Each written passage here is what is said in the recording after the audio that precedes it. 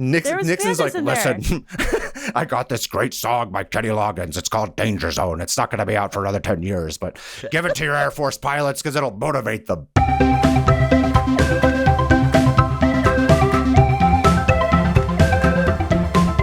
Hello, everybody, and welcome to 500 Open Tabs. I'm Kaveh Taherian.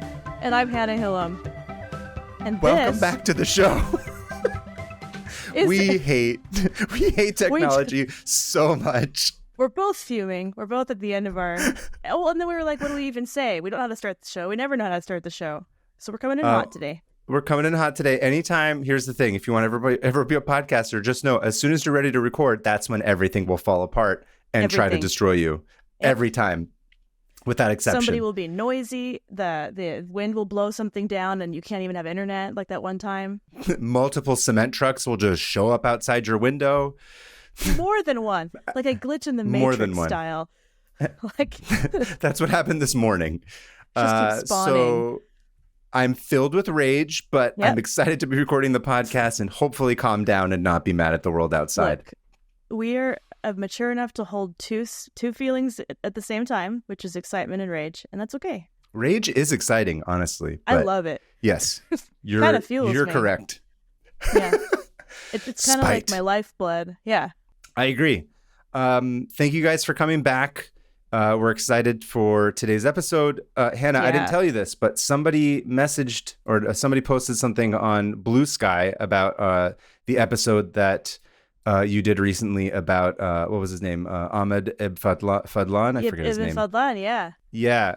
They said, let's see, it's Order of the Jackalope. Shout out to that person.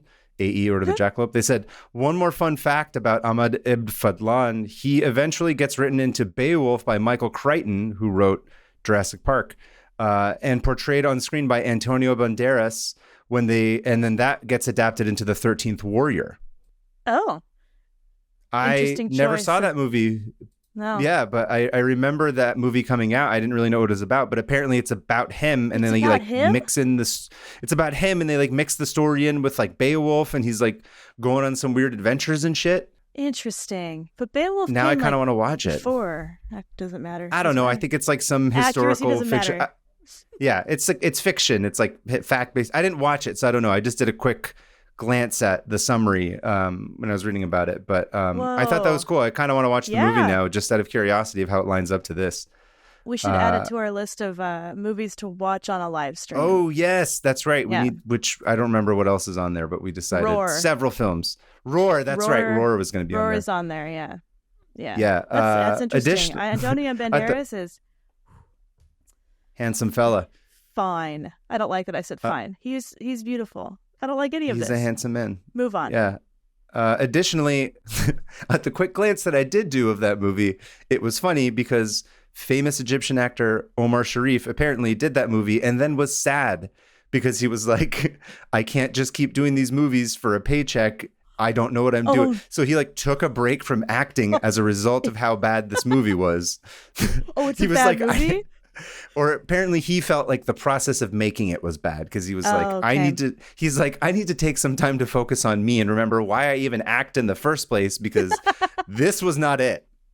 He had to have a moment with himself to figure out who he really was. That's pretty interesting. Anyway, what do you have for me this week?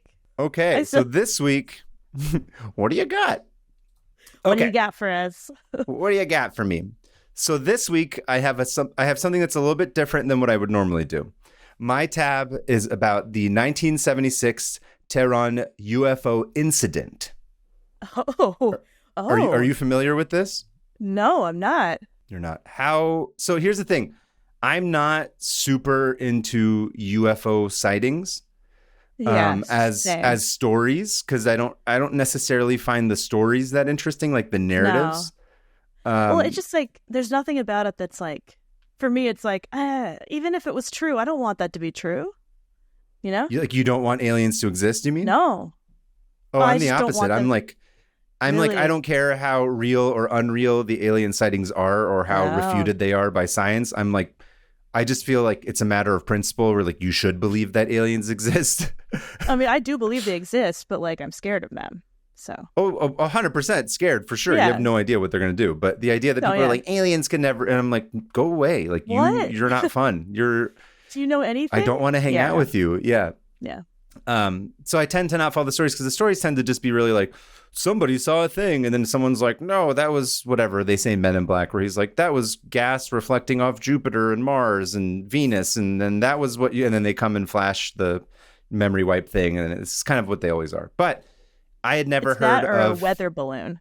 It's always a weather balloon. Yeah, weather balloon, exactly. Yeah, that's the other one they always say. But I had never heard one about an alien sighting that happened in Iran. So obviously that was interesting to me. Also, I had sort of read about it briefly, and then I was kind of like going into it. And then I saw this one like YouTube explainer video, and it made me really angry, and I didn't like it because it was like, what made you it was angriest? like one of these, it sort of had this like, it was like one of those kind of fun, cutesy, like vector animations being like, they had these, which I don't dislike that, to be honest. That's not the thing that made me angry. It was just sort of like, they showed Tehran and they're like, Tehran in 1970, and it looks like, speaking of Lawrence of Arabia, it's a sort of like, they're in the middle of the desert, and it looks like Agrabah from Aladdin. And then they look up and somehow there's like, you know, fighter pilots like chasing this alien, and I'm like, what the hell is this shit? So I mostly was mad, and I was like, right. And I'm like, you people are racist. I'm going to do a tab on this purely out of spite. Good. As is that's the only thing I do with anything. So yeah. That's been the theme of today for us. Spite. I ended up reading about it again. I wanted to just sort of plant this in the idea of like what it might have been like at the time, and sort of give it a little bit of context, and then sort of tell the story pretty straightforward. I'm not really interested in refuting it. I think that's not that cool. Historical context, because it's like right before the revolution, isn't it? Like 1976 is the 1976. That's right. When was the revolution? I think 79 is when they officially say it starts. Okay. So 76 is interesting because it's like you said, that's literally my first line. Well done. It's a couple years before the Islamic. No. I'm saying that's good. Good job. You started at the right place. So the revolution's still 3 years away, which, if for whatever reason you don't know, the Ayatollah Khomeini returns to Iran triumphantly, and the Shah has been ousted, and there's a whole thing that happens after that. But we're not going to get into that today. Yeah, we don't love it. If you want to be really sad, go read about it.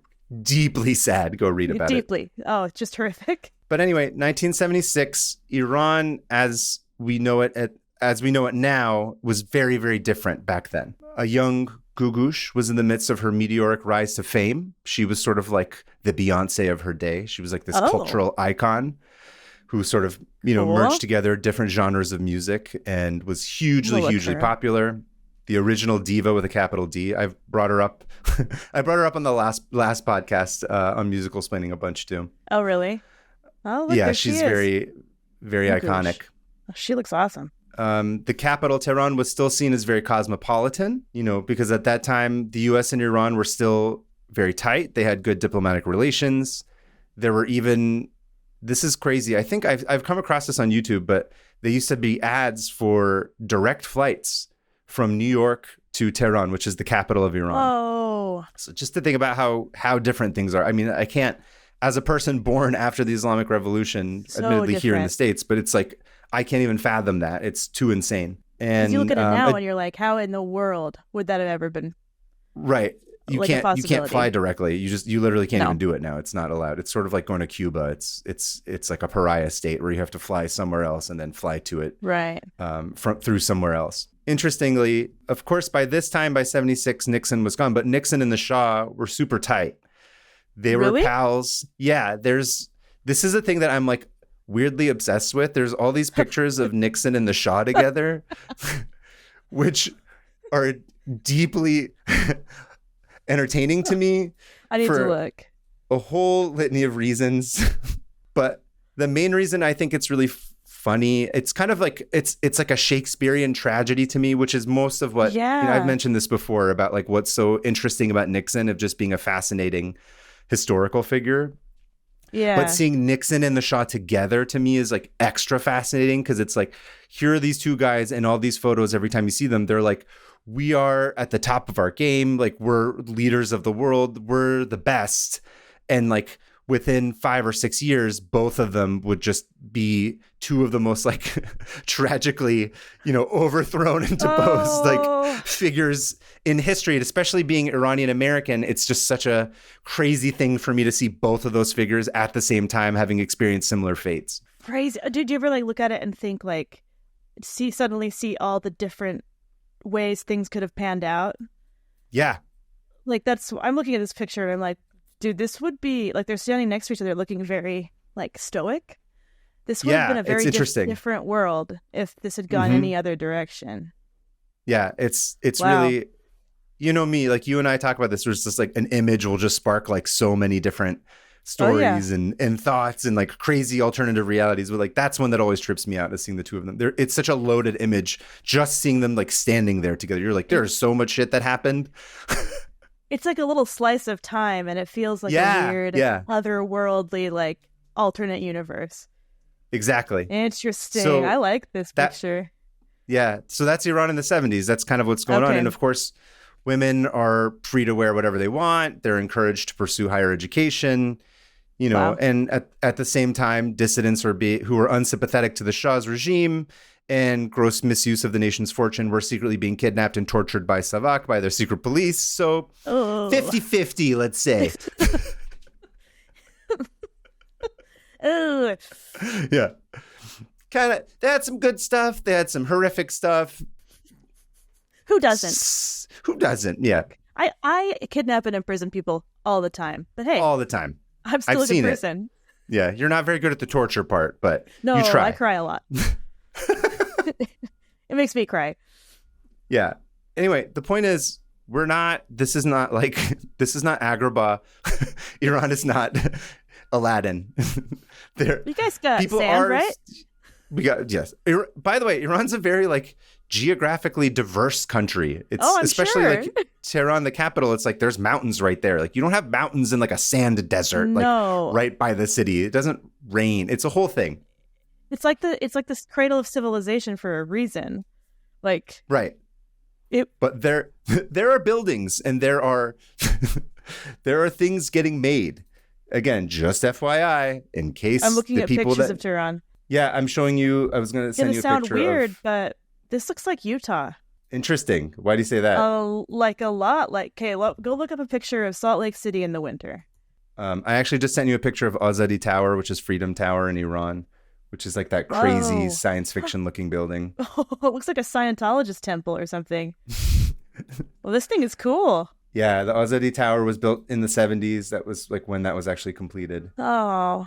Here's just people walking around, and we'll put all these images up for people to see. Yeah. On the YouTube. But basically it's like it's a city, right? It's not sand. It's right. It's not I Aladdin. hate that in the year 2024 I have to explain this to people, but it's not like some desert outpost with one they oasis. Had cars. They had gasoline very famously. Very famously had gasoline. That meme where there's like the filter goes over it where all of a sudden everything's like tinted orange. Yeah. So this is also an aerial view of Azadi Tower, which is really crazy. This is part of what becomes, just a side note, the movie Argo, which, very famously everyone likes to make joke about that I was in. That becomes Azadi Tower is part of it. I was in it, yes, but Azadi Tower. Sorry, I'm yelling. It's my favorite fact about you. Besides that one time you like interviewed a guy on a bridge in Michigan or something. Huh? Was that you? Ooh, no. Wrong person. I don't know what that was. Wow. We all look the same, don't we, Hannah? Okay. No, that was Aladdin from the movie Aladdin. Oh, sorry. I'm so sorry. I forgot. You're right. Actually, this photo that you sent me does kind of look like Utah. It's kind of crazy. That is Utah I just sent you. Yeah. Anyway, the reason I brought up Argo was to say that like that tower was part of the reason why they were like, oh, we can try and remember the story of it is where they're trying to sneak the hostages out there. Like Azadi Tower looks like it's from a science fiction film. So when you look at it and when you look at the aerial view, it does kind of look like crazy and science fiction-y. It doesn't look like a normal movie set. Yeah. Yeah, it does look like it's made for a movie. It's really crazy and beautiful. So anyway, that's the context just to give you a sense of like what Iran was like at that time in 76. Okay. So the incident starts around midnight on September 19th. And 4 Tehran residents called the local Mehrabad airport and reported seeing a bright light in the sky. These are just randos. These aren't like specific people. Right. And at that time, Mehrabad's radar was under repair and not operational for some strange reason. So at around 12:30 a.m., the Imperial Iranian Air Force gets a call at their main command post in Tehran. So somebody from the airport calls them up and they're like, here, we're getting calls about this bright light. What's going on? Do you guys know anything? And so whatever, the first person that takes the call writes the note down on a piece of paper. And then he goes into like this room that has like, top secret, like no one allowed. And he punches through and there's a guy having a meeting and he goes and like whispers something into the main dude's ear. Then that guy takes the note and he's like, oh, I got to take this to my boss. Then he goes to another guy in another more top secret room and he whispers into that guy's ear all the way up the ranks. And eventually it arrives at the table of General Yousefi. General Yousefi is the assistant deputy. You know him. No, I do. Oh, you do? I think I have a tab open on him. So the note reaches General Yousefi. And he's a seasoned guy. He's chilling there and he's sipping on his tea because that's what Persians do. We all just drink tea all the time, which by the way, we call chai. Whenever people say chai tea, it's just like saying tea. Have you heard this before? Tea. Yeah. Chai is just tea. So when you say chai tea, it's like saying cafe coffee. It doesn't make sense. It's the same thing twice. The La Brea tar pits. Yeah, sure. I didn't know that. I didn't even think about that. I didn't know what La Brea meant. Tartar pits. It literally translates to the tartar pits. So whenever I'm in LA, I'm like, the tartar pits. Yeah. I'm going to start saying that every time I drive by it from now on. He's sipping on his chai, which is Earl Grey, just like Picard. That's what he's doing. And he's probably got like a sugar cube tucked away in his cheek. Do you guys know this? This is what the old school Persian guys, that's what they always do. They take a sugar cube. They don't put sugar into this tea and stir it around. The old school guys will take it and it's like dip where they'll put it in their cheek and then they'll sip tea so that every sip gets its own sugar like burst. That's actually genius. I want to try that. Yeah, you can. There you go. That's my free bit of a suggestion for you today. So he gets this note. He's got the tea in there and he takes a sip. He's like, and he kind of looks and he's like, very interesting. So that's what this whole tab is going to be, by the way, is just this. So I'm excited. I'm glad because you actually have cultural perspective. Yes, I have cultural references that I can make. Like the sugar. The sugar. Made it. Because chances are he was drinking tea, right? Oh, I'm sure he was, especially if he's working an overnight shift. Yeah. So General Yousefi calls up the phone. He picks up the phone and he calls the Air Force Base in Hamadan, which is about 170 miles west of Tehran. And he picks it up and he's like, "Hello, Navi June, how are you?" I'm laughing, but I don't know if I should be. It's meant to be funny. Good. He's like, "Navi June, how are you? Oh, your wife is good. Nice. Yeah, good. Listen, I got this call from the airport. I guess a bunch of people said there was like a colorful disco flying saucer or something. Look, is this one of ours?" And he's like, "No, okay. Can you check the radar and see if it shows up?" And Navi, it's one of those famous Iranian disco saucers. Yeah, disco UFOs. Yeah, it's one of their. It's part of their whole people. Fleet. Yeah. Yeah. Did you call your Air Force the disco? I don't know what I'm saying. The disco Air Force. disco saucer. The disco saucers. And Navi, he takes a look at the radar and he runs it and he's like, "No, Azizam, I don't see anything." And Yousefi is like, okay, merci, Jigar. I'm so sorry to bother you this time of night. Don't worry about it. And he's like trying to hang up and Navi keeps talking and he's like, okay, yes, Navi June, no, you don't have anything to worry about. Khomeini will never come back and overthrow the Shah. Don't be so dramatic. I'll never be fine. Okay, that's bye. A crazy Salam idea. very soon. Yeah, and he just hangs up. Click. Oh, sad. Just got sad. And he kind of sits there for a sec and Yousefi takes another sip of his chai and he's mulling it over and he's like, I wonder if this is probably stupid, but I I should just try. So he gets up from his desk and he's like, why don't I just go outside and see if I can see it for myself? And he goes out on the balcony and he looks. And of course, what does he see? It's like a freaking giant iridescent flying saucer. He sees it with his own two eyes. He sees it? He sees it. And so he takes a look outside. Yeah, and he's like, Duh, what the hell is this? And so now he's invigorated. He marches back inside and he calls up the base and he orders. So there's a couple different references here. I don't know who it was actually, but there's again, it's not like super well documented, but the accounts that I found said that Lieutenant Yadi Nazeri is the pilot first. Somebody else said it was Captain Mohammad Reza Aziz Khani. It doesn't really matter which one of them it is, but he sends a pilot. So for the purposes of this part of the story, it's Nazeri. And so he tells the base, he says, send this lieutenant with a plane to go check it out. So by around 1:30 a.m., Nazeri and his like backseat guy, they hop into an F-4 Phantom fighter plane and they take off. This is from the military base. This is not from Tehran. Okay. And Nazeri and his homie, like these guys, they're professionals. They're good pilots. You know, you can't be part of the Air Force if you're like some schlub. You know, these are people that are hardcore. Like they're good at what they do. And, you know, they're flying along. They're listening to, you know, Danger Zone by Kenny Loggins, even though Top Gun wouldn't come out for like another 10 years. But, somehow, you know, military tech. The military technology, you know, it's always like available to the military first before it goes to civilians. So that goes for movies too. Yeah. Yes. Or songs Famously. The military had developed. And they were working with the states. They were still friends. They were buddies. Nixon. Yeah.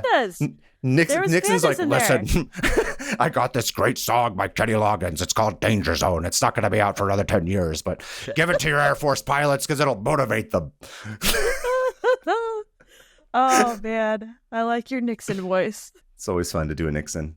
They're flying along, they're listening to Kenny Loggins, and they start to get closer and closer, and they see it. They see the bright object. It's not just hearsay. In the sky, and they're flying near it. Yeah, as they're flying closer to it, it's of such brilliance that it can be seen from almost 70 miles away. What?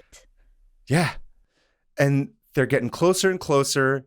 And as they start to approach it, I think they're probably within like 25, 30 miles of it. They're like, wait, what's happening? And Nazeri notices that the plane starts to crap out.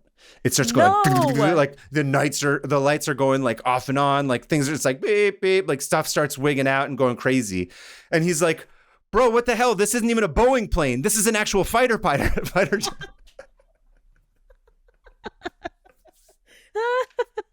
Oh, that's a good one. And everything starts crapping out, and he can't even communicate back to the Air Force Base to tell him what's going on. And things are looking dire. Yeah. And so he does the sensible thing, and he's like, I got to get the hell out of here. I got to go back. So, well, yeah. So he stops and makes a 3-point turn, you know, as airplanes always do. Yeah.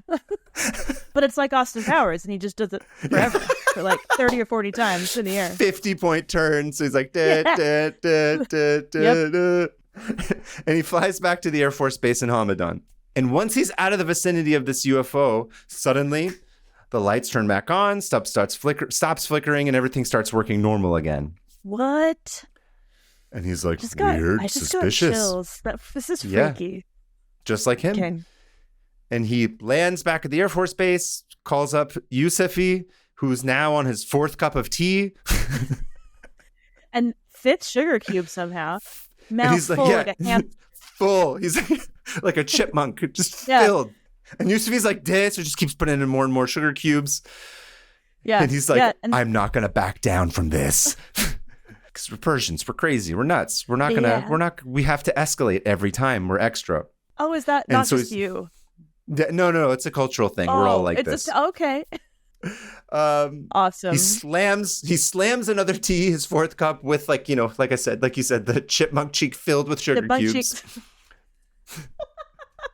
I want to draw that. And he calls him up and he says, I need a second F-4 jet to investigate because maybe the original plane just crapped out because, whatever, the the cleaning guy didn't do jet maintenance that day like he was supposed to, and he took like a post-kabab nap in the break room. Who knows? These things happen. I'm piecing this together. I think I know what you're saying. Kebab naps are a real thing. When you have cheddar kebab, you immediately have to just like every uncle, that a kind dad. Of food or? Yeah, kebabs. Like kebabs like on a skewer, like a meat on the skewer with a bed of rice. I'm assuming you've had kebab before. Of course. I just didn't know that's actually how you say it. So we always joke about like a post kebab nap because it's just like it's meat and it's rice and it's like buttery and it's delicious. Immediate nap, immediately passing out on the couch. Anytime you're at someone's house and there's like a party and then people are having kebab, it's just literally like where's the couch? Old men with like their pants pulled up here with like a glass of chai like falling out and just like you're really painting this picture and I love this. I love this.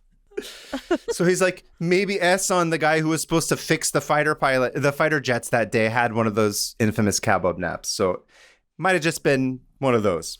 So he's like, the only way to know is to send a second plane to go.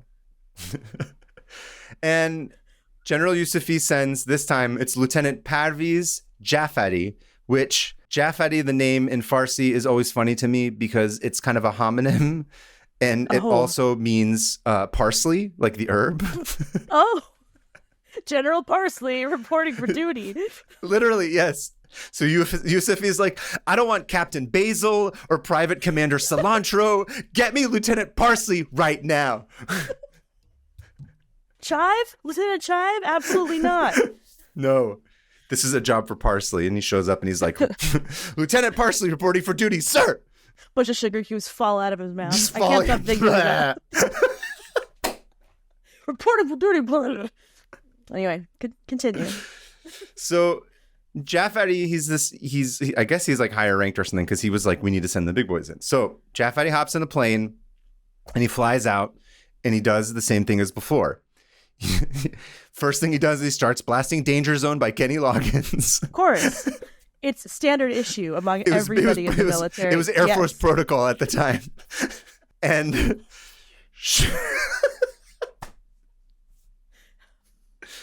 trying to keep it under control this time. For those of you who don't know, and nobody does, but I had a 5-minute laughing fit during one of our episodes that we had to cut out because I couldn't stop. It was a lot of fun. Try not to. Yes. It's okay. It's meant to make you laugh. It's meant to be a good time. And it's working. He gets closer, and sure enough, he sees the thing too, and it's big. It's like this big flashing thing, and he says, he describes it as, it was flashing with intense red, green, orange, and blue lights so bright that I was not able to see its body. So it's like this apparition almost. He's just like, I can't even see the center of it because it's so like intense. It's like a flame almost. It's like a defense mechanism of like, I'm going to be too bright for you to understand me. Yeah, like flashing in your lights and disarm you or something. Crazy. Okay. Jafari's like, I ain't no punk bitch. I'm not going to back down. So he gets closer to it. Yeah, Parsley. Parsley's like, let's do this. So as he closed in on the object, it began to move because it was clearly aware that an interception was happening. And suddenly, a smaller object detached from the original. No. It just going like, it like popped out and it started to make a quick advance towards Jafari's F4. And he's like, oh shit, this is like a missile or a bomb or something. He doesn't quite know. He assumes that it's something that's going to attack him. So he like basically is like, crap. So he tries to shoot a Sidewinder missile only to discover once again, all weapons and communications capabilities were lost. They all crapped out once again. I listen to a lot of things about UFOs. I've never heard of this. This is so creepy. Right? And he didn't learn because, as President 9/11 once famously said, there you go, by the way, I said it. Fool me once, shame on you. Fool me, you can't get fooled again. You can't get fooled again, yeah. That quote is going to be inscribed on a stone for years to come. Tombstone, hopefully. Yeah, there it is. War criminal, yeah, when he's buried in his grave. And Jafari's like... He's like, bro, I don't get paid enough for this shit. He's like, I'm not getting in some weird like intergalactic fight. And he tries to eject from the aircraft. So he goes and he hits the button and that doesn't work either. He's like, oh shit. Nothing's working.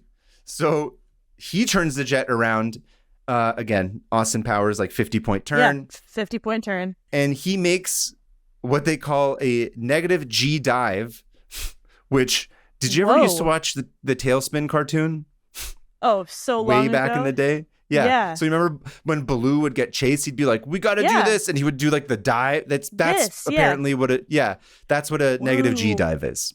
That doesn't seem real, but okay. I gotta get away from, I gotta bomb so that they don't follow me. We've lost contact with Lieutenant Parsley. Yeah. Lieutenant Parsley is pulling a tailspin. Is pulling a Baloo. And he's doing this to try and get away. And sure enough, the smaller object is like, oh no, excuse me. And he starts following him. What? And he's chasing him. He's chasing Lieutenant Parsley down. And he's like, yeah, I'm the captain now, bitch. You go. And he's like, you can't get away from me. And Jaffa does like this loop-de-loop, and he comes back up and he starts doing all this weird, crazy, like, pilot-y stuff. And he manages to get away.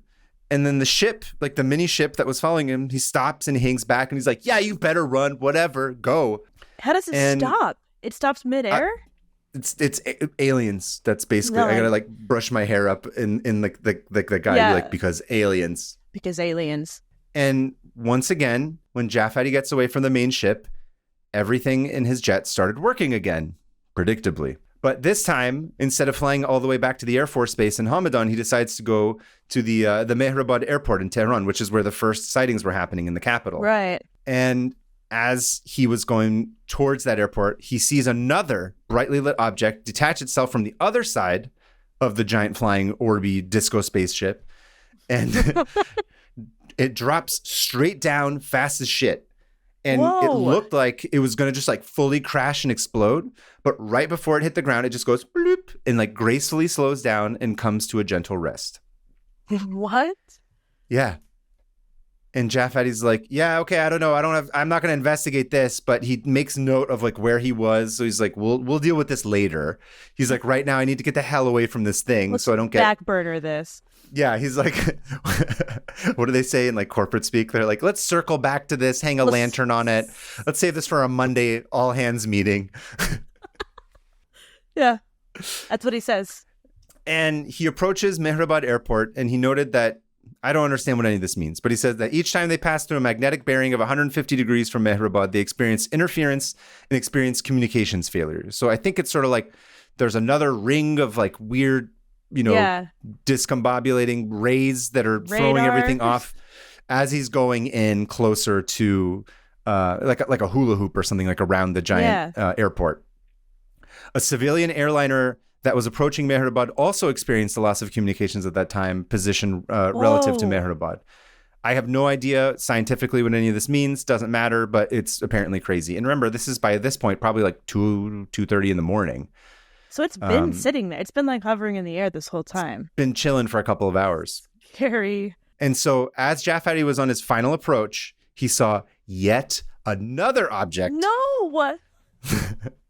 Cylinder-shaped. Okay. With bright, steady lights on each end and a flashing light in the middle. Mehrabad Tower reported no other aircraft in the area, but tower personnel were able to see the object when given direction by Jaffa. He's just like, dude, just check out whatever, like 30 degrees north, 40 degrees, whatever. And they were all like, okay, yeah, we can see it too. It just wasn't showing up on the radar, but they could all see it with their eyes. So it was like cloaking device or something. It wouldn't show up on radar. Yeah, exactly. And so all their electrical equipment briefly went down. Again, kind of scary. Before the object made its way back to the main ship, a large flash of light occurred and disappeared out of sight. So then it all went away. What? Okay, it sounds like they're like, let's get some test samples and then get out of here. Oops, they saw us. Oops. And they keep sending stuff out. So that's it. And it was gone. What? Okay. Eventually, all the pilots and personnel reconvened. And General Yousefi is there. And he's like, gentlemen, I've had too many sugar cubes. And I fear I may be pre-diabetic now. Immediate that night, pushed him over the edge. That night. He's like, my wife is going to kill me. My doctor has been warning me about this. It's been a long night. Everybody just go home and go to bed. We'll figure it out later. Wow. So he just says, okay, we're done for the night. Done for the night. So they all honk shoe and then they come back the next morning. with their caps on. With their caps on, and they come back and they're having, they have their morning chai, they're having whatever, like kalla pacha, something or other. They're having their breakfast, they're chilling, and they decide to take a helicopter to where Jafari had seen that smaller object that seemed like it was going to crash on the ground, and then it just sort of stopped. And in the daylight, it was determined to be a dry lake bed, but no traces could be seen of anything that was around there. And they circled the area to the west and picked up a noticeable beeper signal. The signal was loudest near a small house, so they landed and questioned the occupants of the house about any unusual events of the previous night. The people that were living there reported a loud noise and a bright light, like lightning, but that was it. They were kind of like, I don't know. But I like to think in my mind that the aliens basically were looking for real estate where they could move in and start a house. So they started a house there and they put one up and they just pretended like they were dumb. They were like, I don't know, but... Now they're very happy. They're like, we found a plot of land. We can finally start a family. In this free, democratic country that's going to stay this way forever. Yes. It's perfect. It's perfect. Real estate price. It's only going to go up from here. Yeah. And ultimately, that would be the end of the investigation for Jafari and the other pilots, as they were specifically told to move on as if it had never occurred. They were like, just forget about it. We don't know. And how do we know all of this? Yeah. How do we? Because the Iranians told the Americans. Following the incident, Iran invited the United States Air Force Section Chief, Lieutenant Colonel Olan Moy, Mooy. I've never seen that last name before. I apologize. Moy. They invited him to a debriefing, and the story, as given, came from Moy's official memorandum for record based on his notes. Whoa. It's now been seen as an exemplary UFO sighting case with a lot of witnesses, clear notes, and cooperation between two different governments. That's a huge deal. Yeah. That's crazy. Oh, and it's interesting because I wonder what else there was, because that's what they told him. I downloaded some of this. Dude, have you ever looked at government documents, these reports? Yeah, they're horrible. They're so long. There's all this other stuff in it. It's just I don't know. There doesn't seem to be. It's basically here's context for everything that's ever happened in the history of the world as you read about this 2-sentence story. Oh. So I immediately gave up. Yeah. So I would not be good in the military. No. I would never be a United States Air Force section chief. But I would never be anything in the government because I would immediately tell everybody everything. I'd be like, guess what country we organized a coup for today? Yeah, and then the CIA fires me immediately. Well, they would probably make you disappear. But anyway. Oh, yeah, I'd die. It's seen as an exemplary case. Journalist Philip Klass suggested that the bright light they saw was the planet Jupiter, right? As an explanation that was echoed by aerospace researcher James Oberg. Many ufologists have dismissed this explanation, saying that Jupiter's direction in the sky was 90 degrees wrong.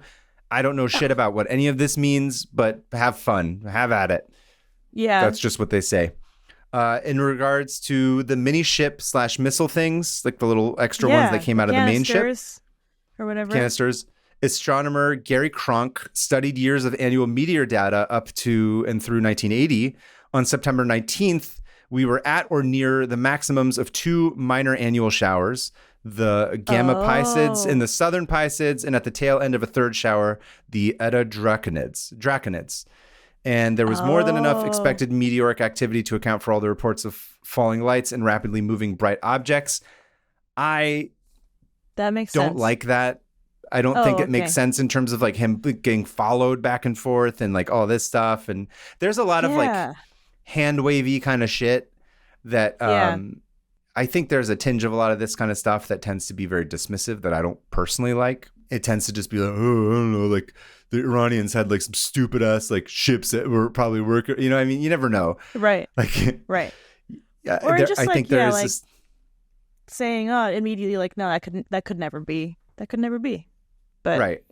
And more to the point of what I was saying at the top of this is it doesn't matter to me the scientific proof of what it is necessarily, because the point of it is it's like faith in a way where you're that you're missing the point if you're trying to scientifically prove it. The point is right. by believing in this kind of thing and hoping for this kind of thing, I don't know, it's exciting to me, and it gives the human race sort of this sense of wonder and that things are cool and maybe there's more stuff out there and continuing to explore and be interested, feel less alone. Yeah. Just let us have it. Just let us have these cool ships. Who cares? It's not hurting anybody.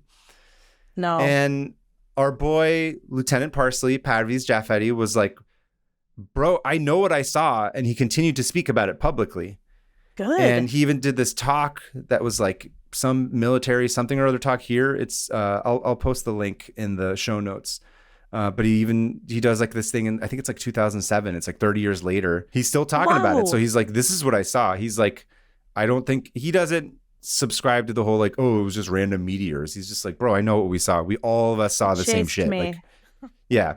And you know, the facts may have wavered over time, but his belief in what he saw never did. Whoa. Dude, that's crazy. Yeah.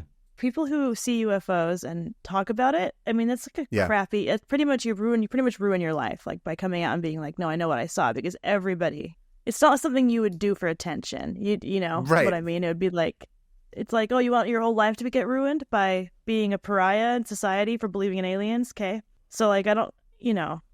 I think pilots are always really interesting. I mean, this is what the like the Foo Fighters of, what was it, World War II, is when they were all like, we saw this kind of stuff. And I'm like, I think pilot accounts are always really interesting, because you're like, that's not some like, you know, drunk guy in a truck was like, I got like anally probed randomly. It's like, no, but yeah, pilots have like a degree of like professionalism behind them when they talk about it.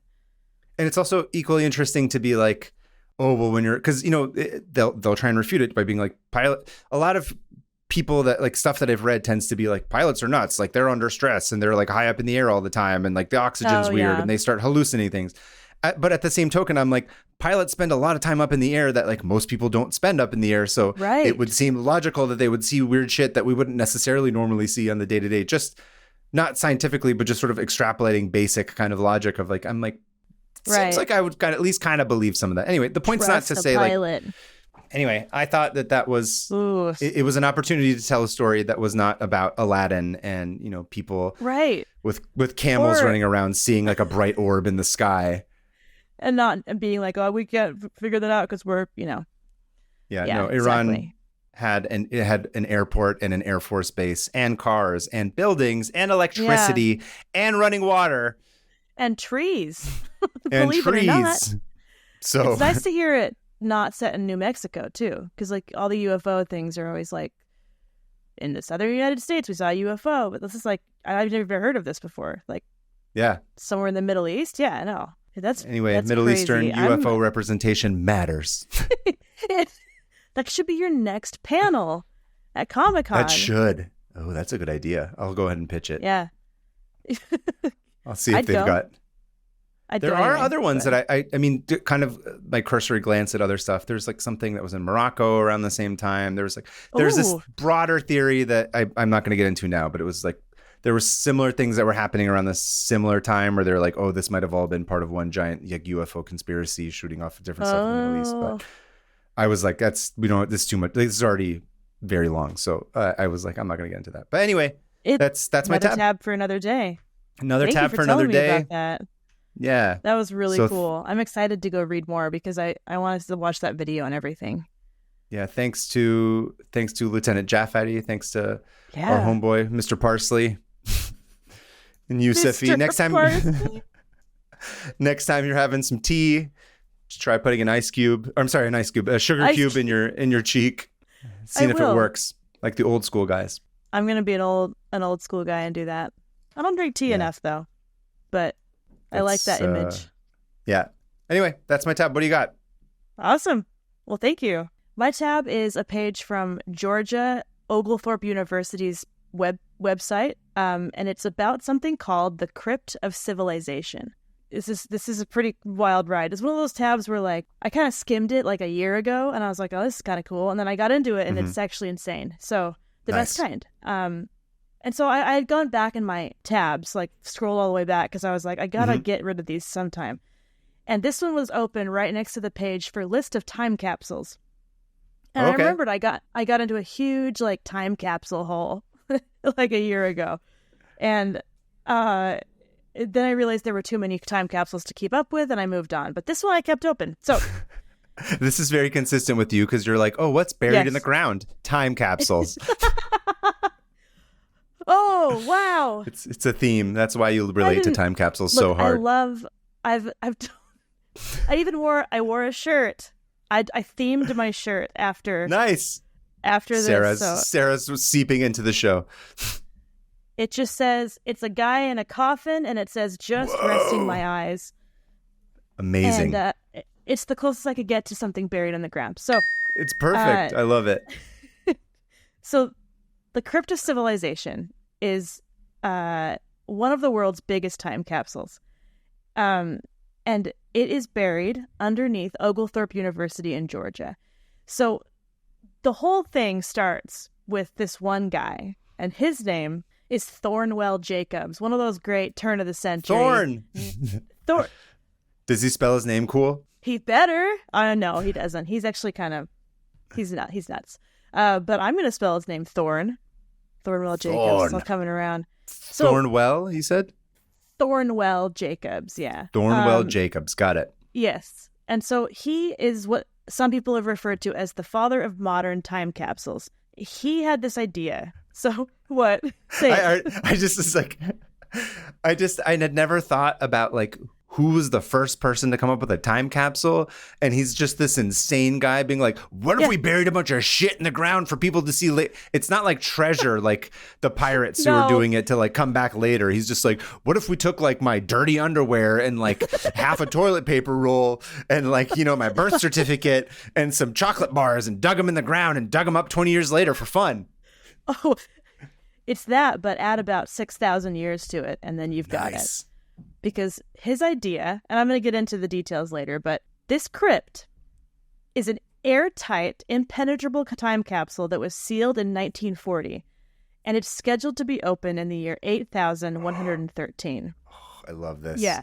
So they were this guy was like super inspired by, so in 1922, they opened King Tut's tomb. And if you've heard anything about it, there's like the whole the curse of Tutankhamun and stuff. And yeah. No, I've seen it. They brought it to LA at one point, where they brought it to. Whoa. Yeah. Really? Yeah. Well, they opened the tomb, and the Western world just lost it. They were like, "This is the best," because they loved to grave rob or whatever. That's my culture. Yeah. That's my. Oh my God. My culture is grave robbing. They were like, "Oh, let's take it to the British Museum." Yay! Our big, beautiful depository of stolen items. Anyway, he saw in the newspapers this tomb was open, and he was like, blew his mind, because in that tomb there was all these things that had represented the pharaoh's life. You know, they bury him with a lot of different things, and he was like, what would it be like if we did that? But we didn't do it just randomly. We like put stuff in here to really give the future people something to understand about us. Because the Egyptians, you know, they would bury their kings in that way. And so we only got this like glimpse of how their kings lived and how their important people lived. And so he had this idea to like make it about the common man, and to put like what was happening in 1936, which is when he had the idea, which was when he started doing it. But what's going on then? It's really cool. It's like you're thinking more like a historian for future generations rather than this like weird religious or kind of vanity thing. Like we talked about with the Vikings too, although the Vikings, I guess, burned everybody, but they didn't bury him. But it's sort of a similar idea that like you're just burying somebody with all their stuff rather than trying to say like, I had never thought of that, but like it's actually a really cool angle for it. Yeah, it is. And the like his heart was in it, and it was in the right place. Yeah. And he had this vision. He's been described as being very charismatic, a good salesman, a good ideas man. He could come into a situation and be like, guess what? Here's what I'm going to do. And everyone would be like, yes, we're going to do that. So skin hype. Oh, yeah. And so he had this idea after seeing the tomb open. And that was in 1922. And so this idea kind of like sat in his head. So let's talk a little bit more about Thornwell Jacobs. Okay. Thornwell was born in South Carolina to a Presbyterian minister father and who ran an orphanage. So Thornwell grew up in an orphanage, but with parents. So that must have been weird. Man, that's already like, there's so much to unpack there. Yeah. Dark. He grew up to become a printer's apprentice and then got a Bachelor of Arts. Didn't write down the university, of course. And then he got a Bachelor of Divinity. So pretty much like religion. I'll say this real quick before you move on, just in terms of charisma and like having a way with words. I remember reading this story about Mark Twain that he used to be a typesetter before he was a writer. And he talked about, he was like, he was like trying to make some connection where he was like, there was something about like literally physically putting like letters and words on a piece of paper for typesetting to like print books and shit that made me think about like words and the importance of words and how words get stringed to. There was something that sort of like, he was saying that like, that's kind of how I started to think about stories and started thinking about how you write stories and how words string together. You know what I mean? Just like on a very, what's the word I'm thinking of? Like on a micro level almost, like conceptually. So I wonder if it's interesting that you said that he was, I always think that it's interesting when people from back in those days were working in printing or any of that kind of stuff. Like I wonder how much that there's truth to that sort of bleeds into how they think about it, especially because you said he's charismatic and like is good with words and is able to string a lot of interesting sentences together. I wonder if there's a correlation. Totally derailed, but sorry. I could easily see that being something that his young mind was like, I'm printing human knowledge. You know, there's like a huge thing to do with it. Like books and print and words are, actually now that you say that, you'll see what he does later. It's okay, cool. Interesting. I had never thought about that. But okay, so he starts writing books, and he's a minister. And he writes some books, a little bit questionable. He is from South Carolina. He wrote a book about, it was called The Law of the White Circle. So okay, yeah, but I couldn't find anything on it. What is the White Circle? I don't know. But it's a book about a black man and a white man who are both in love with the same mixed race woman. And it was set during the Atlanta race massacre. So I didn't get into it. There's some drama. Yeah. Oh, yeah. It's certainly a dramatic setting. To me, it sounded like white dude being like trying to make sense of segregation in a way that this is like a symbolic, like, I don't know. It hasn't been printed in like 70 years. So I don't know what it's about, but he got really into writing it. And he also got really into writing other stuff. In 1915, we're going back a little bit before he got inspired for the Crypt. He decided to reestablish Oglethorpe University. And it's a university outside of Atlanta that his grandfather had gone to. And he had always heard these great stories about, but during the Civil War, they had closed it. And so he used his skill at getting people on board with things to raise a ton of money to make this university open again. He got William Randolph Hearst to donate money. He got Coca-Cola, the company, cocaine. To donate. Yeah, so the Coke trade, the legal Coke trade. He got them to donate money, and he was able to open this university and become the president. And so now he has this university. So he has the resources to actually be like, I'm going to make this time capsule. And he also ran some weird experiment called the Brain Team that I tried to understand. Like a think tank of some sort? Like a brain trust? No, he was just like experimenting on students. Yeah, I don't. This is the thing. He's of his time. He's complicated. He's a old Thornwell is an interesting man. Thornwell. Yeah. Sorry, I didn't his lay this past out. is a bit thorny. I know. Sorry, I'm fired. Yeah, you are fired. That's another thing we should do is how Pack many up times your desk. how many times I get fired in every episode. It's just like, how many warnings do I get before I get fired from being a terrible pun? Pun alert. Oh, yeah. The puns are good. As I get older, I'm like, that's pretty funny. There's just, I don't know what else. It's like a deteriorating middle-aged male. I was about to say, is it because mind. my brain is deteriorating and things are just dumber and funnier? I think maybe. I always like that it bothers people. Like, that's really all it comes down to. It's like people just get so annoyed by a pun. And I'm like, this doesn't matter. And people get so irritated. And I think that's what makes me laugh. And I think they get irritated. Like, I've thought about, why do I get irritated by puns? But because I think I'm expecting something else, and then the letdown of it being a pun is just like, oh. That's just life, dude. It's a letdown. Anyway. Sorry, I derailed. Anyway, you're saying he's doing human experiments on the brain club.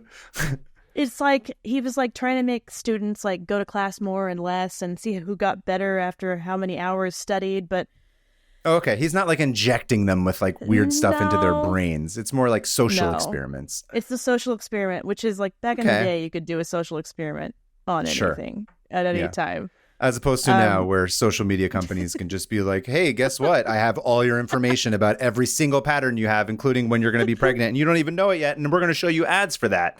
Yeah. Facebook did it. Look it up. 10 more tabs. Continue. No, I remember. No, when I was first pregnant, before I told anybody, it just knew. Somehow it knew. It's like, here's this for this. And anyway, great. Love it. Can't wait to be hunted down by a robot made by Meta. Just running through the streets of... And its name is Thornwell. And I am Thornwell the robot. Thornwell, I am here to experiment on you. Put on this white ring. Yeah, it kills me. No, I wouldn't. It wouldn't kill me. I'd kill it. Anyway, so Thornwell is like time capsule obsessed. And it's funny because they call him the father of time capsules, but time capsules have been around forever. The very first paragraph of the Epic of Gilgamesh talks about a time capsule. So in it says that the person reading this, to find the full story of Gilgamesh, they needed to go to the walls of Uruk in modern-day Iraq and open up a certain area of the wall and pull out a copper box and find the full transcript. And it had like 2 paragraphs of like, here's how you find it. Was that real? Did that exist? Yes. No, I don't know if they ever found it. Oh, okay. I don't think so. But the idea that somebody hid something in a wall, you know, that they wanted someone to find later is ancient. And people used to, I think Paul Revere buried one inside of like a building back in the 1790s. And we just opened it in 2014. And I got to watch it live. It was really cool. Whoa. Yeah, it was boring. It was like newspapers and coins. Socks. Yeah. I don't know why it was socks. It just is. It was just a bunch of stuff about the founding fathers. And so in 1876, there was a time capsule closed as well during the Philadelphia World Fair. And Ulysses S. Grant was the one who was like overseeing the closure, and they put a bunch of stuff in it. And it got opened by Gerald Ford, I think, in 1976. Oh, no, okay. That's Nixon. I don't know. Yeah, no. You're right. 76. I'm laughing because I forgot that you were talking about a time capsule for a second, and I was like, why was Gerald Ford with Ulysses S. Grant? Just immediately like open, and I'm like, oh yeah, idiot. We're talking about time capsules. It's my fan fiction. It's Gerald Ford. You're right. Yes. But this is funny because 1976 is also when the UFO sighting. Oh yeah, was, yeah. That's true. Yeah. Maybe they opened the time capsule, and maybe that's what caused the aliens to come out. It was actually Ulysses S. Grant's aliens that came. It was Paul Revere's ghost. Socks. Sick. So just to point out that there were other time capsules, but the words time capsule were first said when it was about this guy's thing. So I'm hopping all over the place, but I'm hoping it's going to make sense. Yeah. Oh, I also forgot one of the my favorite time capsules is in the head of a giant axe in Canada. Whoa. And the axe is massive. Yes. Like a swinging axe? Yes, like a gigantic axe sculpture. And they put a time capsule in the head of it. That sounds like a thing to make fun of Canada. Like, oh, what did you do? You put your time capsule in a gigantic axe? And they're like, as a matter of fact, yes. We did. I'll put a picture of it up. It's ridiculous looking. It looks like a cartoon. Anyway, so that's Thornwell. He got this university off the ground, and he decided to call it the Crypt of Civilization because he liked the idea of laying it out like an actual crypt, like an Egyptian tomb.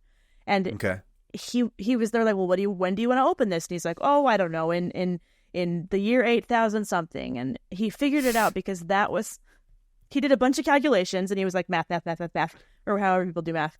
And he was like, he figured out that 6,177 years before 1940 was the furthest back anyone had found a calendar. So like the Egyptian calendar started that long ago. And he's like, well, let's just add that number to 1940, and this will be like a middle point. Did you ever read Foundation? No. By Asimov. This is basically Asimov's like, everything's going to be ruined until like 10,000 years from now because I'm predicting all these other things will happen. And so whatever, it's loosely the plot of Foundation, very loosely. extremely loose numerology. That's pretty much what this is. He's like just predicting like 7,000 years from now, like we got to form like a committee that like will make sure that we kind of like in Fifth Element, where he's like, we got to make sure that like this message continues on for like 300 generations, so that they know like 7,000 years from now that this thing will. That's what they did. This contains this thing. Yeah. So in preparation for this, he was like, we have to figure out a way. We got to find a place where this can be waterproof, airtight, hermetically sealed. We have to encase it in all sorts of stuff that can stand the test of time. So he got like archaeologists involved and scientists and like manufacturers to be, because he had a bunch of money now, you know, he got a bunch of funding.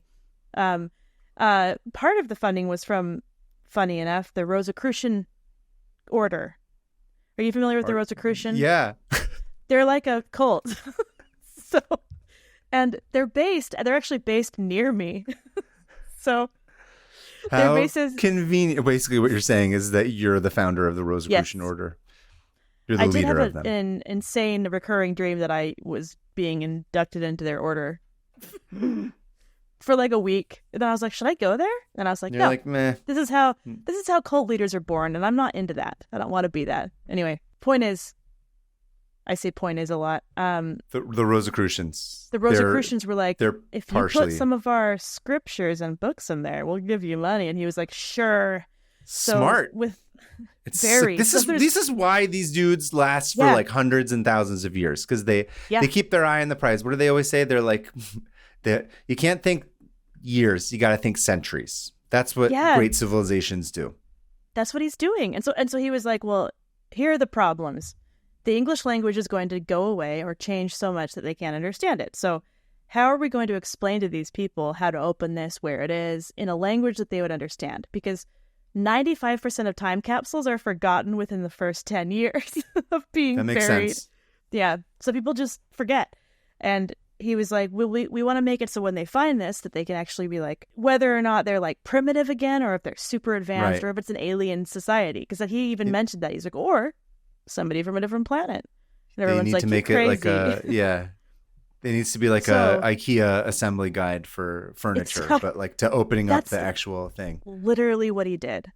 He created this thing. So it was a language apparatus, and it was like this machine, like a viewing machine, where he would put the English word and then how it was pronounced in the mouth, and then a picture of what it was. So like tree, and it would show how you'd say it with your mouth.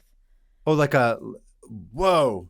That's kind of like what they do in animation, where they've got like timing sheets so they can like line up how the mouth has to. Because if you have like a pre-recorded thing where someone's saying a line, then your mouth needs to be, you're animating based on. Yeah. Does that make sense? Do you understand what I'm saying? Yeah. Yes, like I do. What frame land? There's that used to be a whole job. I'm assuming it still exists, but I don't know how much of that is like transferred onto like, hey, you're a storyboard artist. Now you have to do all these things as well. Because again, hellscape. Right. Anyway, continue. Hell yeah. An ununionized hellscape that people need to. Anyway. Yeah. So he was like, that's that problem solved. We'll have this whole like thing that they can figure out how to say the most basic 1,500 words in the English language, and maybe they can piece stuff together. Yeah. And he got like linguists involved. He was like, someone needs to help me with this. Super cool. He got the help of, because he couldn't do it alone, so he got the help of a scientist named Thomas K. Peters. Thomas K. Peters was like this kind of jack of all trades, scientist, artist. He's really into like engineering and stuff like that. And so he was kind of this perfect guy to help with this. And he's like, okay, I need you to help me find all these different things I want to put in here, and help me figure out how to, seal this off. So this guy's an ideas guy. So Peters was like, okay, put it in this old swimming pool. And they found like what we talked about last week. He's like, listen, I'm more of a nuts and bolts guy. I got big pictures. You got to take care of all that shit. What was I talking about? Oh, it was Edison, as I was saying. With the help of scientists and things like that, they decide to put it underneath this building called the Hearst Hall. So I think it's actually named after one of the Hearsts, I assume.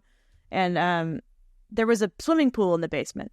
And so this room where the swimming pool was already waterproofed, already encased in concrete and granite, and already near enough to bedrock to be a good contender. And so they're like, we're going to put it in here. So They get the room ready, right? There's that like... Wait, so they're like, the swimming pool doesn't get to be a swimming pool anymore. They're like, sorry, it's a time capsule now. No more swimming pool for you guys. This is sorry, now a time children. capsule. Yeah. That's going to the kids are like, oh, we don't get to, what are we supposed to do? They're like, go away. Go away. Go swim in the lake. A rich man wants to make a weird phonetic mouth alien time capsule thing. Yeah. IKEA guide. They fill it. So they go around and collect. This takes like 4 years. They start to collect things to put in it. And he's like, we want culture from all what's happening in the 30s right now. Like what the life of someone from the everyday life of someone from the 30s.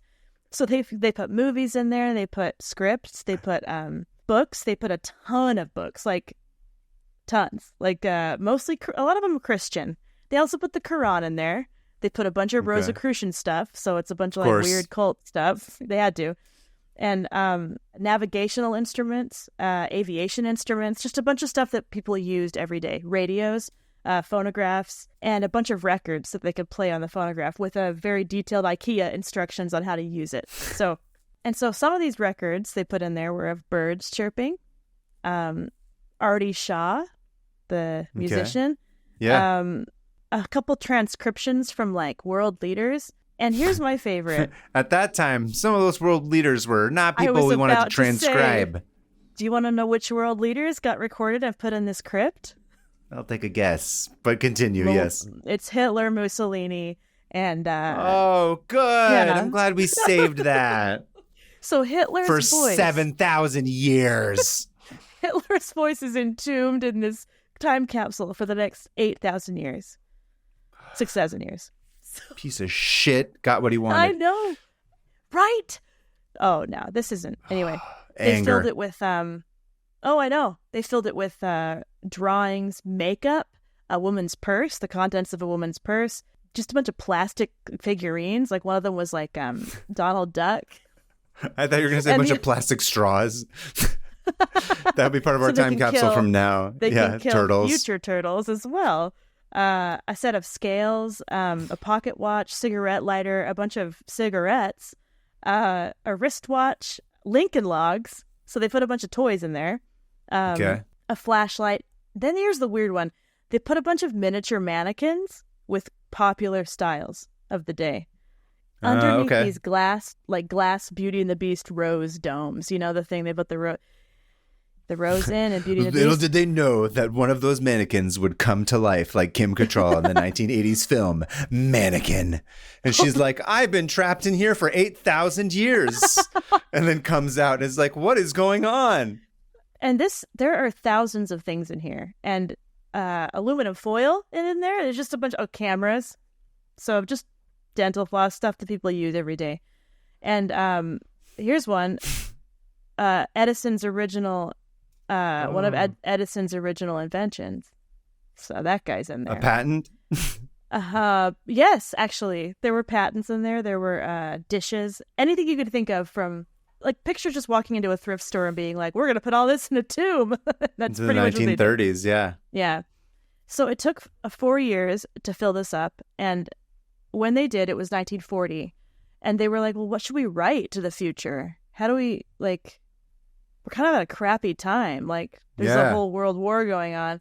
So they pretty much were just like, hey, here's a here's a printer's like the typeset for the newspaper that talked about the world war breaking out in Germany and all over the world.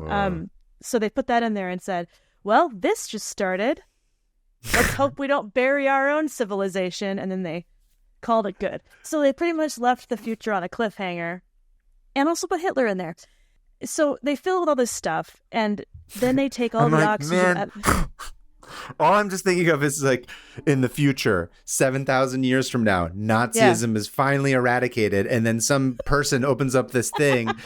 And then some idiot listens to it. He's like, Jews did everything, huh? I never heard of that.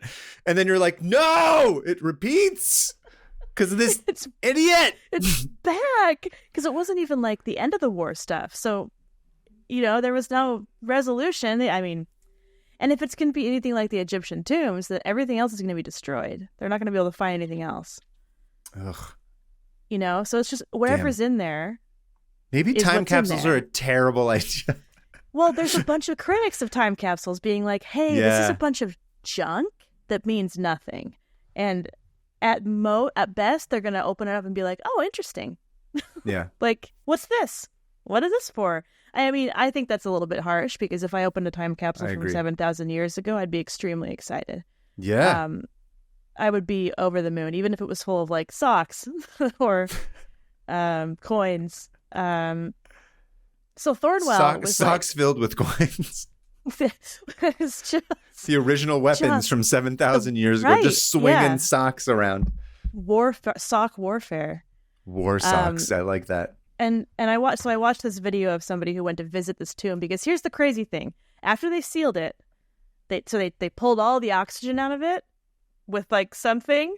I didn't realize you could do that in like 1940. I didn't either. You could, yeah. So it is it's like hermetically sealed. There's no oxygen in there to like break anything down. So everything in there is going to be pristine until opened, which is also a problem because if you think about like disease, the pharaohs, right, disease. Well, the pharaohs' bodies were kept so nice because they were in like dry climate, and the second you bring it out of that dry climate, they start to decompose. And same with bog bodies, which is my other special interest.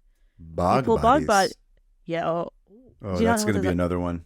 I'm not going to say anything I can else. assume it's a body that's buried in a bog and then it turns into Swamp Thing at some point. Beautifully prepared. Preserved. Yikes. Prepared. How many bog bodies have you eaten today? I actually haven't eaten one yet today, but there is one. That's why you're feeling a little bit wacky. Right, yeah, I was going to say, you need more bog bodies. Bog bodies. But like they pull them out of the bogs and they're beautifully preserved. But once they hit the oxygen in the air, it's like they start to decompose immediately. So he didn't want that to happen. And so they got all the air out of there somehow. I don't know how. Science. And they sealed it off by welding it shut. Then they encased it in a bunch of stuff. Enamel, for some reason. I don't know. Just a bunch of stuff. After that, so they can make pins in the future, basically. That's another one of the instructions. Yeah, they're like, check it out. I made like a fan art Pokemon like template for you to also turn into enamel pins, which we encompass this entire thing in. Yikes! Why is that depressing to me? Because everything's depressing to us. Is it really? It is, huh? Everything's sad. Yeah.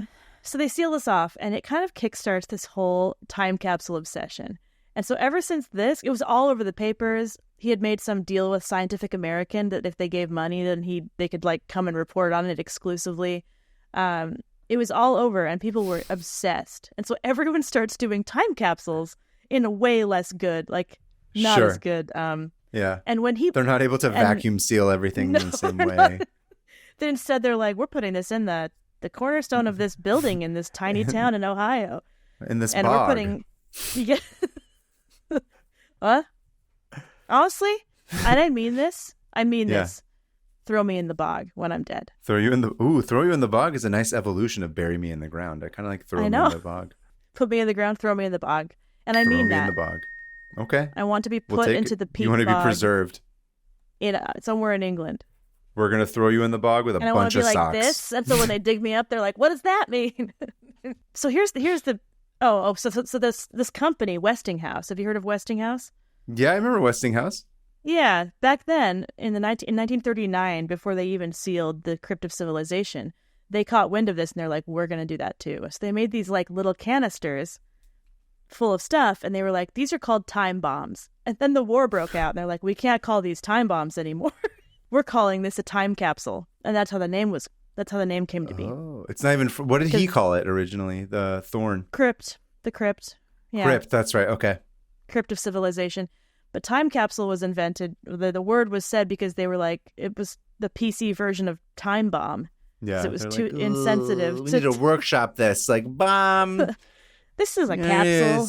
Bomb going in the ground is not great. So, I mean, after that... Gary, we're going to need to workshop this. So at Oglethorpe University in the 70s, they actually established the time capsule society that keeps track of all the world's time capsules. And they've logged like 55,000 time capsules. Holy shit! Yeah. So That's a lot. The future people are going to be like, another one? They're like, we already have this baseball card of so-and-so. I'm sick of this. How many more Hitler speeches do we have to dig up? This guy sucks. Hopefully there's too many. We get it. He was a dick. No, so... Yeah. But the funny thing about this is that the Crypt of Civilization was forgotten. After he left the university and died, that building was no longer used. Until the 70s, when somebody was like, what is this door? This was only 30 years later, and someone's like, what is this door? And they like looked at it and they're like, oh, it's a time capsule. Oops. So they didn't open it though? No. Because it has a plaque on the outside with like all the instructions. And he also sent hundreds and hundreds of instructions in paper form to monasteries, libraries, archives all around the world, just in case some of them survive. So here's the issue with this all, because there's some issues. There's a lot. There's a lot of issues. So Number one, Hitler speech. Number one, Hitler's voice is in there. Number two, and he should have known better at that time. Don't need to know that. Don't need to hear it. Number two, a lot of people who got really into time capsules were eugenicists. So there are multiple time capsules hidden around America that were put together by eugenicists, and one of them, I don't even know the name of the person because who cares? Screw him. He was like, I hope that the perfect race has been developed when you open this. Yeah, dark. Well, I mean, if you're dead, then yes. Screw it.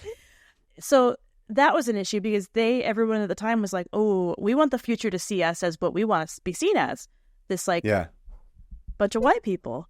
And the criticism of Thornwell doing this is that he only put one religious text that wasn't Christianity in there, and that's the Quran. I thought you were going to say it's the Rosicrucians. Oh, they're Christian. There's very little from any writings or anything, art, anything from anybody who isn't of European descent. So the only movie they put in there was Gone with the Wind. So it's basically like modern day. Essentially, not much has changed. Yes, not much has changed.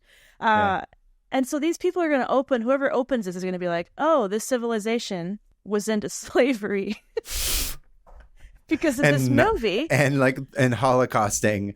And Holocausting. Like Nazism. And this one religion. And like if they, what a bummer.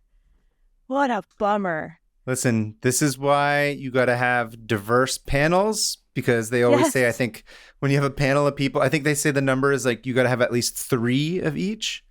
So it's like if you have like what? 3 of whatever. So I think the example I've seen is like if you have like a board member, if you have like 10 board members, it's not enough to have like, say, for example, 1 woman. You need to at least have like 3, because woman is like the first one that they usually tend to think of. So it's like if you have 3 women, they're still a minority, but it's like you have 3 different voices of like one kind of representative. So it's section of person.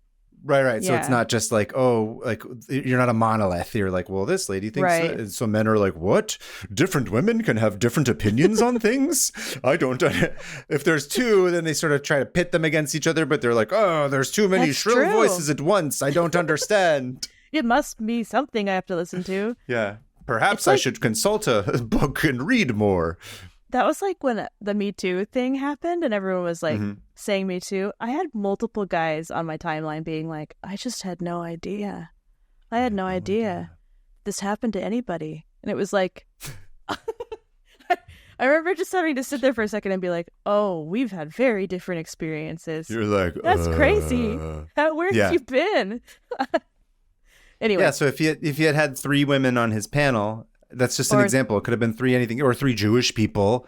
Right. Would have been like, kind of not a huge fan of this Hitler guy. Yeah, maybe he shouldn't be in the time capsule. Yeah. Maybe there's some things we'd like to forget about this time that don't belong in the future.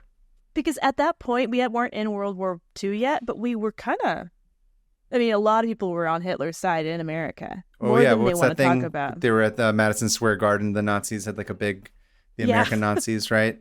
They had a big rally, didn't they?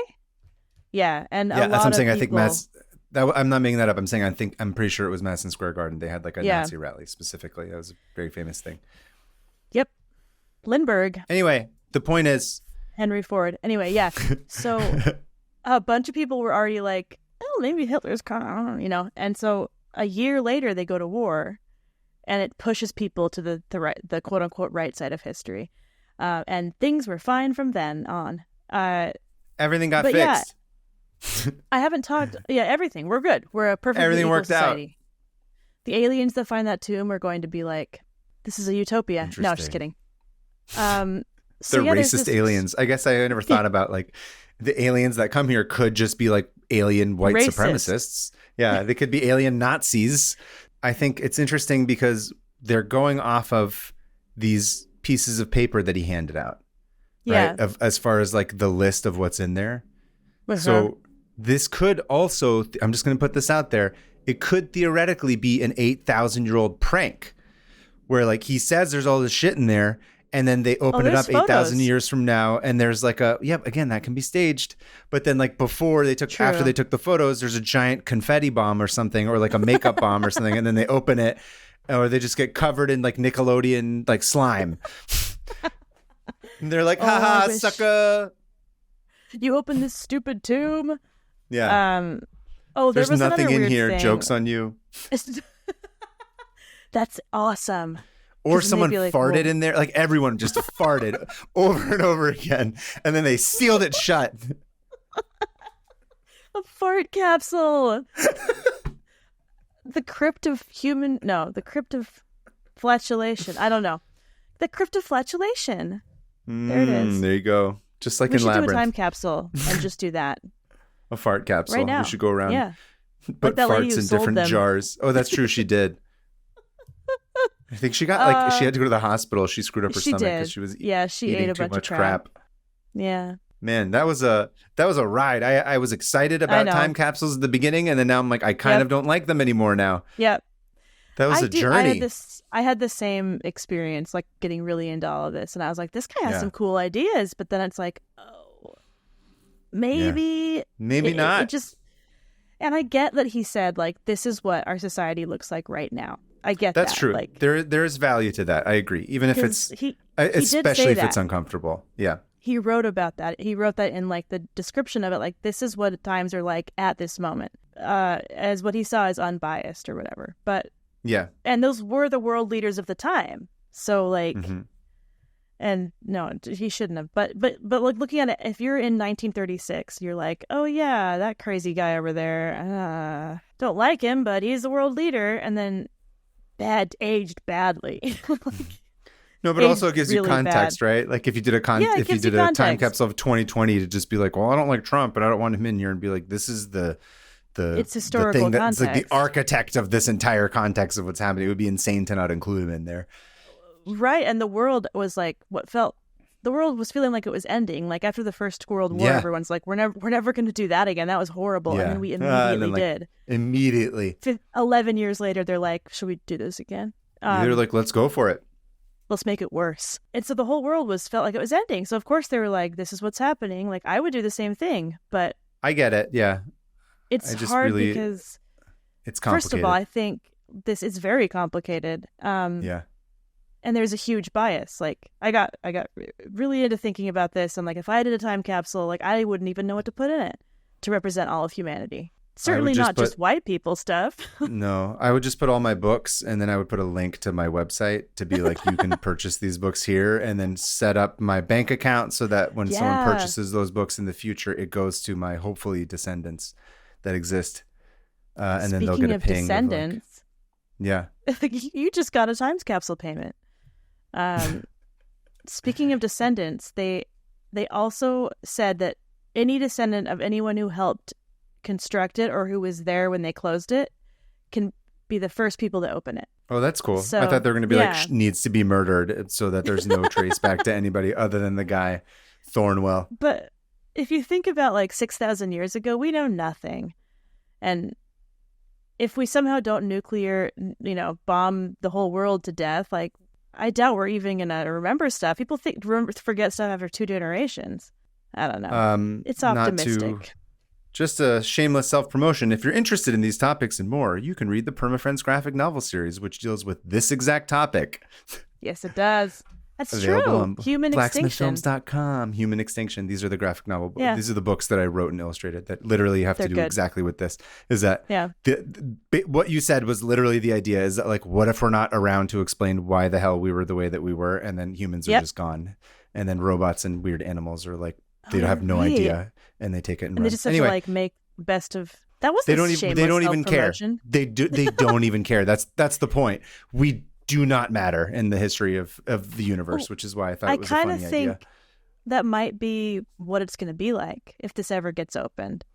I think I'm going to incorporate Thornwell somewhere into some story at some point. You've given me an Easter egg that I can definitely put in there somewhere. They should stumble on the Crypt of Civilization and try to play all the records and none of them work or something. I don't know.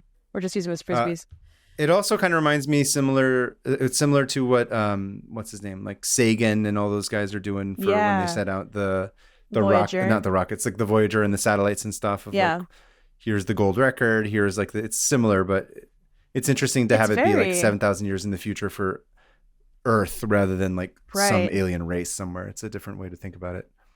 Just assuming that we're going to be the exact same, or if we're even going to be here. Speaking of burying things, I got on there's so many things we've buried that are insane, like uranium, like active nuclear garbage. We just put it in a big capsule underground, and we put a blanket over it. It's fine. No, we bury it, and we put a thing on top of it that says "Do not open until this year," and it's like 2,000 years in the future, because if you open it, you will die. Like, there are several of those around the world of just. Anyway, we're insane. Maybe we deserve to be. Oh, no, I'm not going to go there. That's my tab. All right. We made it through. That was really fun. That was, like I said, that was a journey. That was a rambling journey. But yeah, it was a good journey nonetheless. Okay, so let's go ahead and pull up our tabs. Okay. Oh, by the way, I'll say one last thing. I'll post this on, of course, we're going to post the show notes of the tab that started these. My tab came from the Imperial Iranian Air Force, like not fan site, but it's like this group of people from the Iranian Air Force that moved to, I think they're here in the States, and they made like a 2004 like super dadcore like website where they're just like, this is our site where we used to be in the Air Force. And I love that. It's really funny because you just look at it and you're like, this is clearly and I can say this from personal experience, some uncle somewhere was like, my nephew knows web design. And then that person was like, I have other stuff to do, but I'll put this together so that you can leave me alone. And then they all individually type stories into there. And it just sort of looks like one long run-on sentence. It's weirdly charming. I think it's really fun. And then they also like sell merch. I have no idea who these people are. I don't know. I'm not like advocating for them. Hopefully they're not terrible, but I just thought it was funny. Hey, I love that it's like early internet. That's legit. Yeah. And then they have like cool posters of like ships, some of like planes from Iran, like Iranian 4FD Phantom variants. These are probably all stolen. Like, I don't think they created any of this. I think they just pulled stuff from the internet. Anyway, it's hilarious, and it's like just a weird thing to see. So that's my website that I'll be closing. It's a time capsule. I'll post the link. It is a time capsule, actually. Yeah. Yeah. It's a human time capsule of people who have memories of a country that no longer exists, and they tried to make a website that commemorated it. It's interesting. Anyway, how are we going to destroy our tabs this week? Is it going to be like a flying saucer coming in and shooting lasers?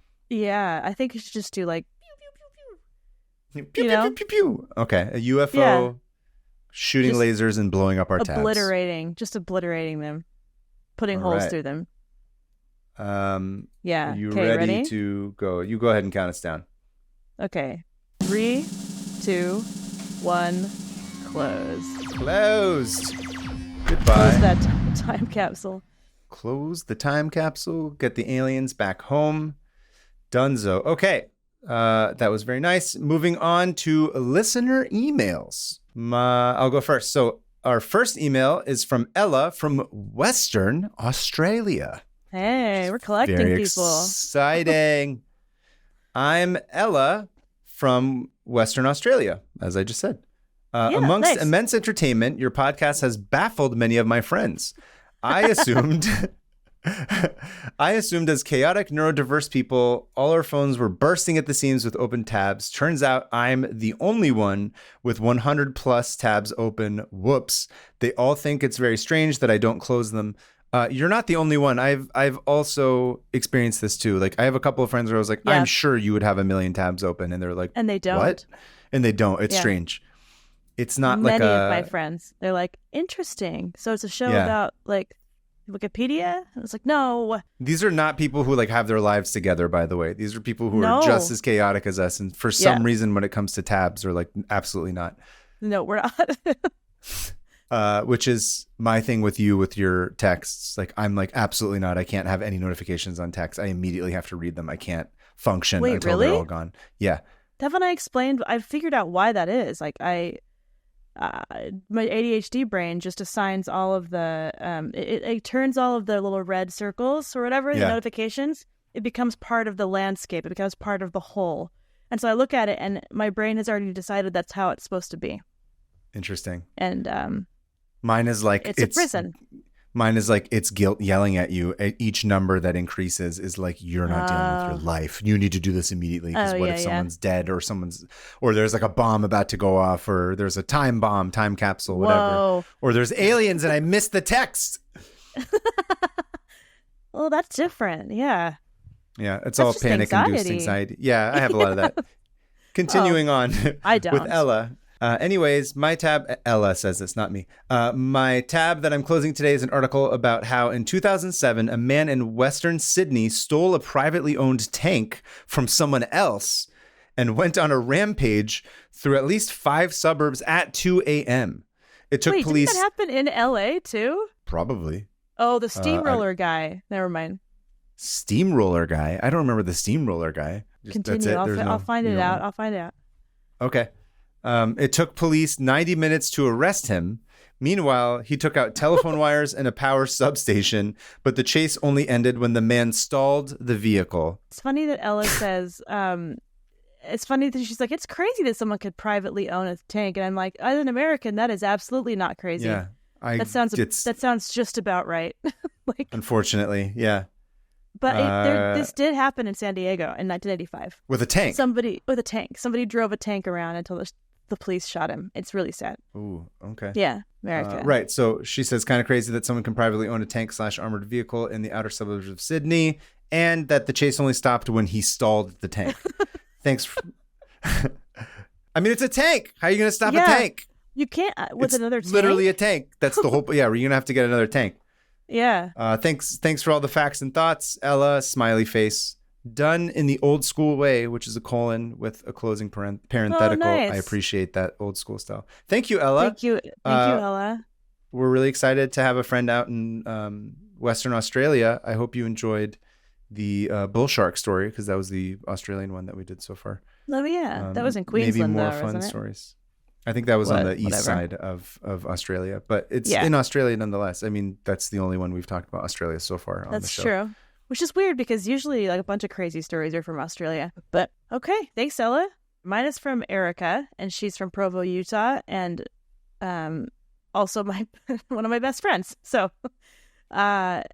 yes, Erica, this is so. I'll explain at the end. Okay, she says, "Hi, Hannah and Kaveh. This isn't a tab I keep open, but is one I continually return to because it is truly unhinged. It is a Wikipedia tab about the French Revolution soldier Terrar. I don't know how to pronounce that. Terrare? Terrar, I guess. I don't know. Terrar, who had unusual eating habits and an insatiable appetite." It's funny because Erica was the one who showed me this tab. This like 15 years ago. Okay. No joke. She loves Terrar, and I forgot all about him, but this is her go-to. Anyway, when he was young, his parents forced him to leave home. They couldn't provide for him because he ate so much.